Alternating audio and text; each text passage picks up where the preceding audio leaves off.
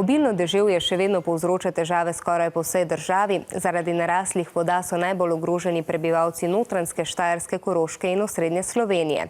Sirene so tako danes prebudile prebivalce Cerknice, ker je poplavljenih več kot 200 poslopij. Zelo hudo je tudi v občini Ig, ker so morali nekatere ljudi preseliti na varno. Ker veliko otrok ni moglo v šolo, je bila danes zaprta podružnična šola Tomišelj. V matični šoli pa je v vsakem razredu manjkalo skoraj 7 otrok. Kako je bilo tam, je preverila naša Tina. 12-letnega Klemena je očka takole iskal po šoli, saj cesto v Brestu pri Igu, odkoder je doma poplavilo, avtobus danes ni vozil. Te je bilo kaj strah, mogoče, ko si še zjutraj v šolo? Ja, ni mi bilo lih strah, pa navajto smo imeli toliko vode, da bi se dal na glavo skoraj odskakati. Vas je veliko manjkalo v šoli? Koliko recimo? V našem razredu nas je 22, nas je bilo pa 12 ali 11.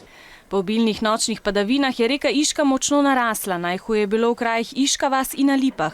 Poplavljenih je več kot 300 hiš in nekatere ceste. Zakaj čakaš tukaj zdaj? Ja, da me bo kombi odpeljal gor na Gornik.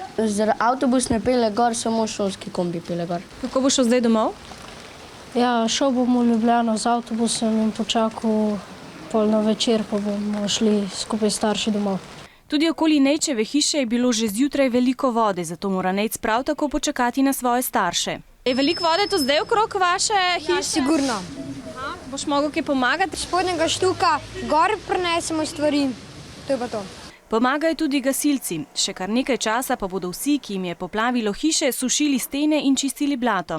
Iz Centra civilne zaščite Ig so sporočili, da se kljub dežju reka umika v strugo, zato naj bi se tudi razmere umirile.